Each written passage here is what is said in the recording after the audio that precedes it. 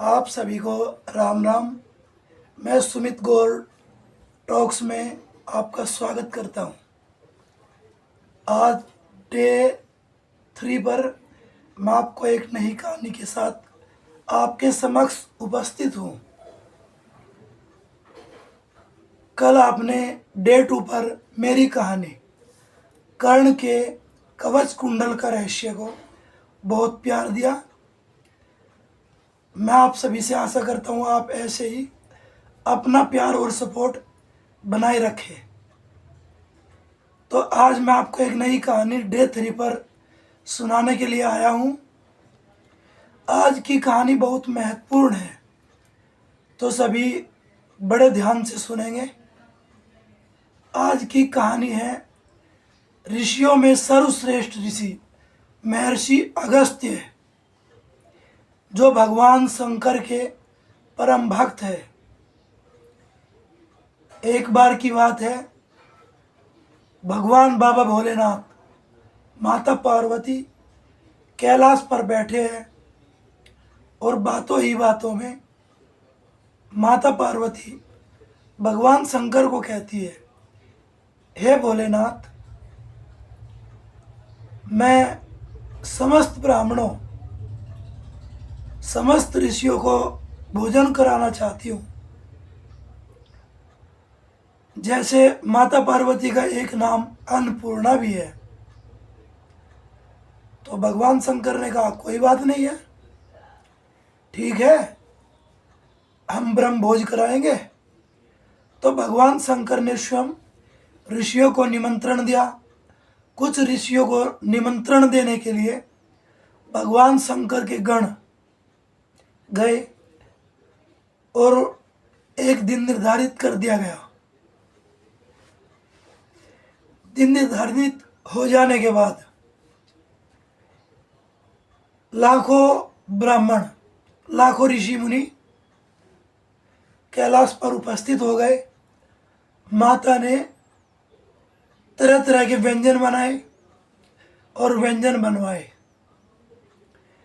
ऋषियों को भोजन के लिए बैठाया गया। ऋषियों ने भोजन करना शुरू किया।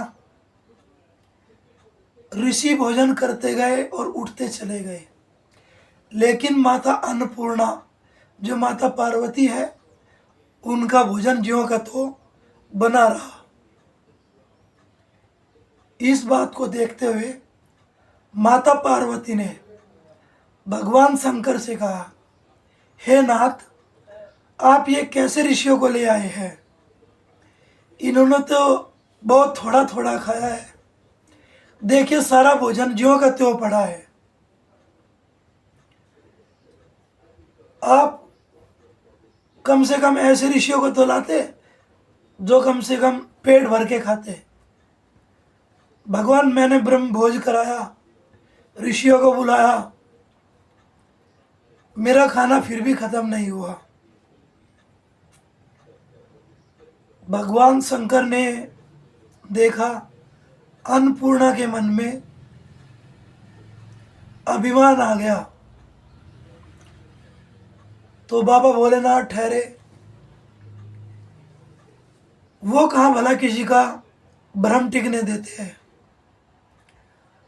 उन्होंने भी सोचा, अब तो अन्नपूर्णा का ये भ्रम तोड़ना पड़ेगा।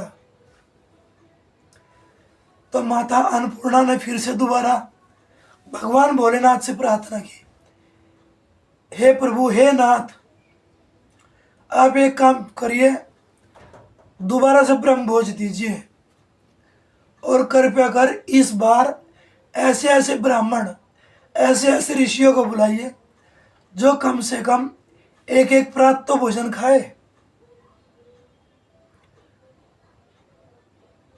अब भगवान ने माता अन्नपूर्णा का ये अभिमान तोड़ने के लिए ऋषियों में श्रेष्ठ अपने प्रिय भक्त महर्षि अगस्त्य के पास पहुंचे। स्वयं गए और बोले, हे महर्षि अगस्त्य, कृपया आप मेरा निमंत्रण मेरा आतिथ्य स्वीकार करे और हमारे घर कैलाश पर भोजन के लिए पधारे। और रिसीवर, आप ऐसा करना कि आप पेट भर के भोजन करना।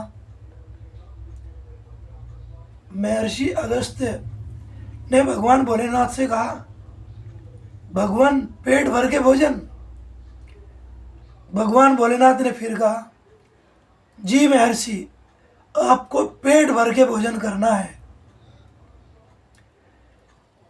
तो महर्षि अगस्त्य ने भगवान का आतिथ्य स्वीकार किया और भगवान के साथ कैलाश पर्वत आ गए और आकर के माता अन्नपूर्णा, माता पार्वती से बोले, माता मुझे भूख लगी है, कृपया भोजन परोसे।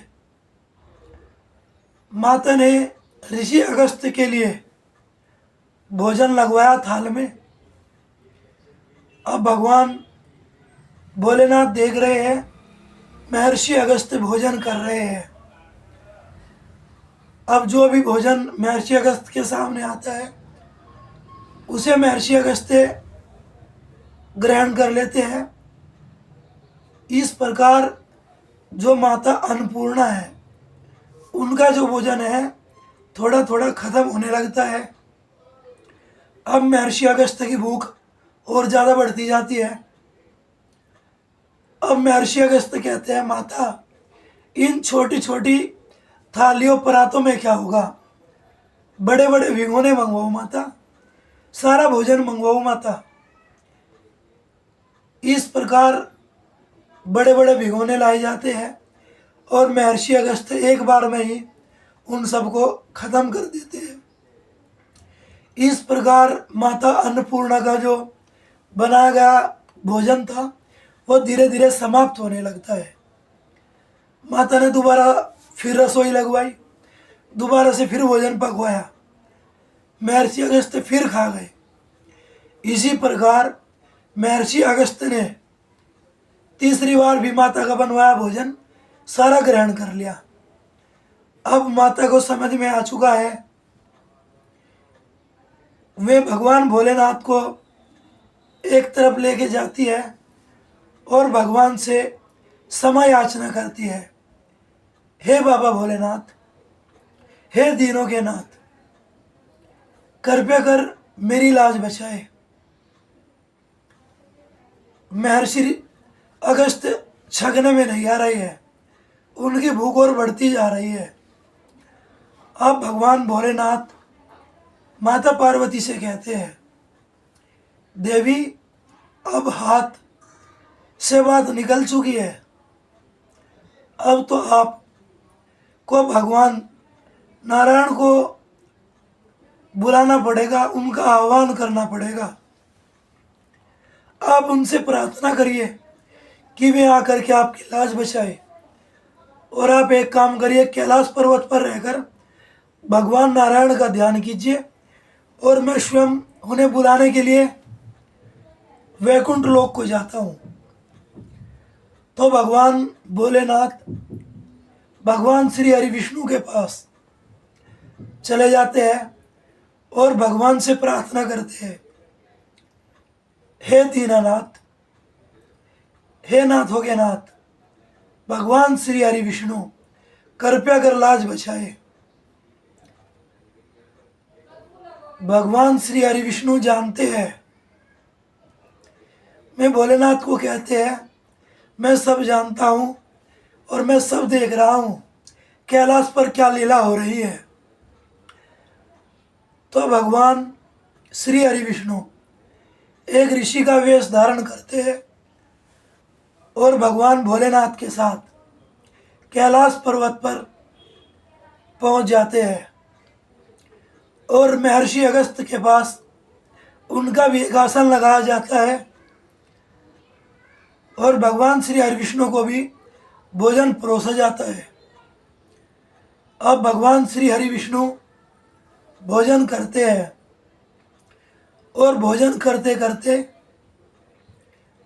वे अपने पेट पर हाथ फेरते हैं और कहते हैं, मैं तृप्त हो गया, मैं तृप्त हो गया, मैं तृप्त हो गया। जब भगवान श्री हरि विष्णु स्वयं भगवान पूर्ण श्री कृष्ण भगवान जगन्नाथ का पेट भर जाए तो भला इस चराचर जगत में कोई भूखा नहीं रह सकता। जैसे ही भगवान ने पेट पर हाथ फेरा और भगवान का पेट तृप्त हो गया, स्वयं ऋषि महर्षि अगस्त भी तृप्त हो गए। महर्षि अगस्त ने देखा अभी तो मुझे बहुत ज़्यादा भूख लग रही थी, मैं कैसे तृप्त हो गया। महर्षि अगस्त देखते हैं मेरे बराबर में जो ये ऋषि बैठे हैं, ये स्वयं जगत के नाथ भगवान जगन्नाथ है, ये भगवान स्वयं श्री कृष्ण है, ये भगवान श्री कृष्ण पूर्ण परमेश्वर है। तो अब जो साधु के वेश में भगवान श्री कृष्ण, श्री विष्णु, श्री जगन्नाथ जी बैठे हैं, वे महर्षि अगस्त से कहते हैं, ऋषिवर अब तो आप भी भरपूर भोजन कर चुके, आपका भी पेट तृप्त हो गया है, तो कृपया कर अब यहाँ से चलिए और माता पार्वती का पीछा छोड़िए। महर्षि अगस्त कहते हैं, हे प्रभु थोड़ा पानी तो पी लेने दीजिए। अब भगवान श्री कृष्ण कहते हैं, हे महर्षि अगस्त अभी पानी पीने का टाइम नहीं आया है।